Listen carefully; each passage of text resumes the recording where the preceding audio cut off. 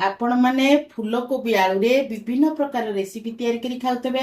आज मु बिना पियाज रसुण रे मो स्टाइल रे आपण मानक सहित फूलकोबी आलू रो रेसिपी शेयर करबा को जाउची। आकु आपण माने भात रुटी परोटा रे खाइबे बहुत टेस्टी लागिबो। नमस्कार, श्री संभावी लाइफस्टाइल चैनल को अनेक अनेक शुभेच्छा। चलंतु डेरी न करी फटाफट रेसिपी स्टार्ट करबा। आज रेसिपी मु गैस लगे देछि। गैस रे गोटे करेई बसे देछि। करेई रे मु 2 ग्लास पानी देछि। पानी एबे हमर गरम होई गेलानी। मु सेतिरे लूण चमचे पके दोछि। लूणटा हमर भलो कि फुटिया को ताको छाड़ीबा। लूणटा फुटी सारले लूण हमर पानी रे पूरा मिसी गेलानी। लूणटा फुटी गेलानी पूरा। मु सेतरे काटी कि रखितिबा मु गोटे छोटो फूलकोबी की ताको एम्ति काटी कि रखिछि। से कोबी की एतरे पकई दउची। कोबीटा को भलो कि हमर फुटीबा को छाड़ीबा लूण पानी रे। लूण पानी रे कोबी की पकई कि फुटेबा द्वारा फूलकोबी रे साधारणतः टिकी टिकी पोको थाए। से लूण पानी रे पकई द्वारा कोबी भी पोको भी ता भितर मरि जांती, बाहरी आसंती। केते जनकर गैस प्रॉब्लम थाए फूलकोबी खाइले आमे लूण पानी रे एम्ति टिके फुटी गेले छाणी कि कले आउ हमर गैस दोष किछि रहिबनी। कोबी की आमे गोटे प्लेट को एमती छाणी दबा।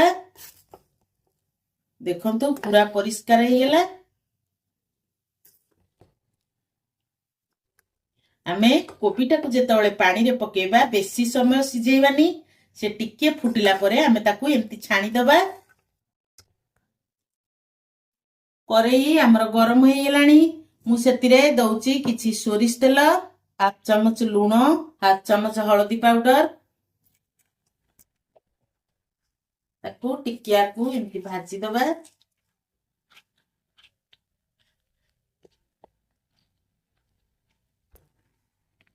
मु दीटा मीडियम साइज रा आलू को ताकू एमती काटी कि रखिछि तादर पके दबा।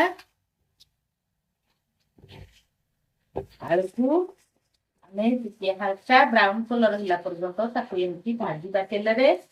गैस रो फ्लेम को मीडियम फ्लेम रे रखिछि। आलू को एमती भाजी दबा। हमें एबे मु सेतिरे कोबी की पके दोछि। आमे ताकू कोबी की जो लूण पानी को छाणी कि रखितले पके दबा सेतिरे।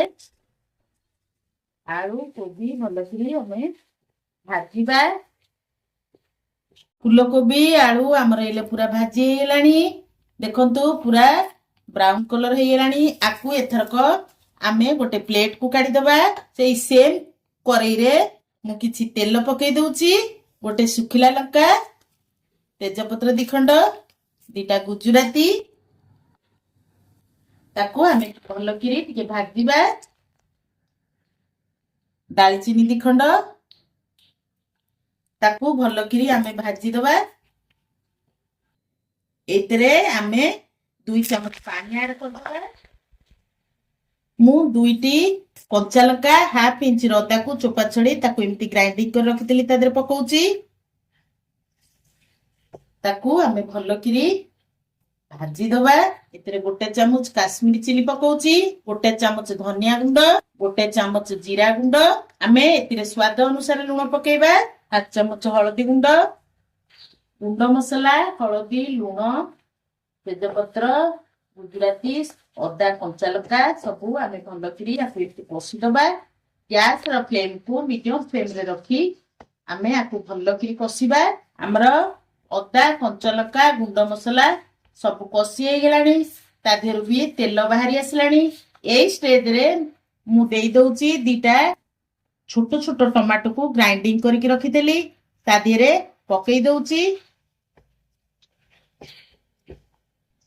हमर गुंड मसला टमाटो प्राय कषि हे आसलानी। ता देहरु भी तेल बाहरी आरंभ हे गेलानी। एई स्टेज रे मु एठी 5-6टी काजू को ग्राइंडिंग की रखितली ता देहरे पकाउची।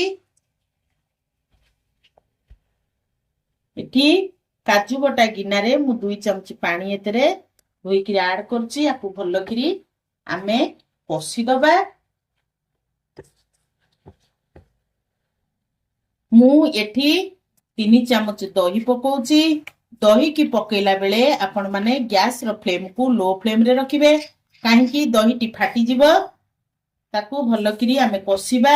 मसला हमर पूरा कषि हो गलानी ता देहरु भी तेल बाहरी आसलानी। मु एठी भाजिकी रखिथिबा फूलकोबी आलू को ता देहरे पकाउची। मु एठी गोटे गिना पानी पकाउची। मु एठी गोटे गिना पानी दे देइथिली ताकू भलकरी आमे 2 मिनिट कवर करिकी ताकू भलकरी कषिबा। हमर आलू कोबी भलकरी कषि हो गलानी अधा आधी भी सिझी गलानी। मु एठी दउची गोटे गिना गरम पानी।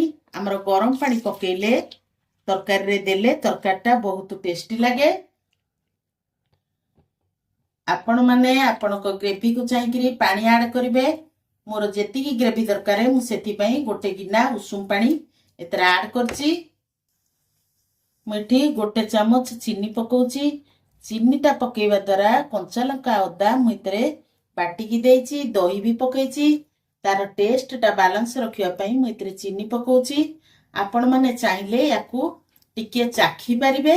चाखीकिरी नुण आपण पकेइ परिबे। मो भिडियोटी जदि आपण मानको भलो लागुथिबो लाइक करिवे शेयर करिवे।